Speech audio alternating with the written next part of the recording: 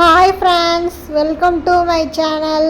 இன்றைக்கி நம்ம வாழைத்தண்டு பொரியல் எப்படி செய்யலான்னு பார்க்கலாம். அதுக்கு முதல்ல வாழைத்தண்டை இந்த மாதிரி நல்லா நார்லாம் எடுத்துகிட்டு க்ளீன் பண்ணிவிட்டு மோர் கலந்த தண்ணியில் சேர்த்துக்கோங்க. அதுக்கப்புறம் இதை நல்லா வாஷ் பண்ணிவிட்டு மறுபடியும் சின்ன சின்ன பீசஸாக கட் பண்ணிவிட்டு மோர் கலந்த தண்ணியில் மறுபடியும் சேர்த்துக்கலாம். பார்த்திங்கன்னா நான் எல்லாத்தையும் கட் பண்ணி சேர்த்துட்டேன். நெக்ஸ்ட்டு வானல் வச்சு 2 கரண்டி எண்ணெய் சேர்த்துக்கோங்க. எண்ணெய் காஞ்சதும் கொஞ்சம் கடுகு போட்டுக்கலாம். கடுகு நல்லா பொரிஞ்சு வந்த பிறகு இது கூடவே கொஞ்சம் கடலைப்பருப்பையும் சேர்த்துக்கலாம்.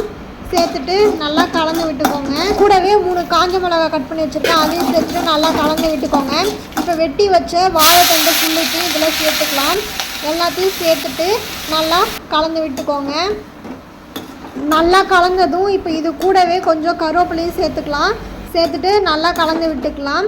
இப்போது இதுக்கு தேவையான அளவுக்கு உப்பு சேர்த்து மறுபடியும் நல்லா கலந்துக்கோங்க. உப்பு நல்லா மிக்ஸ் ஆகணும். நல்லா மிக்ஸ் ஆனதுக்கும் இது கூடவே 1.5 கிளாஸ் தண்ணி சேர்த்துக்கோங்க. மறுபடியும் இதை நல்லா கலந்து விட்டுட்டு இப்போ இதை ஒரு மூடி போட்டு மூடி வேக வச்சுக்கலாம்.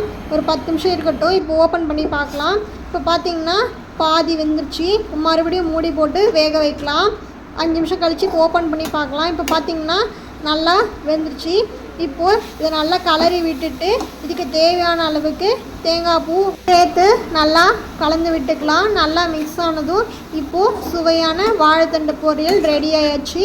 இப்போ இதை சர்வ் பண்ண வேண்டியது தான். இதை உங்கள் வீட்லேயும் ட்ரை பண்ணி பாருங்கள். என் சேனல் பிடிச்சா லைக் பண்ணுங்கள், கமெண்ட் பண்ணுங்கள், ஷேர் பண்ணுங்கள், மறக்காமல் சப்ஸ்கிரைப் பண்ணுங்கள். பாய்.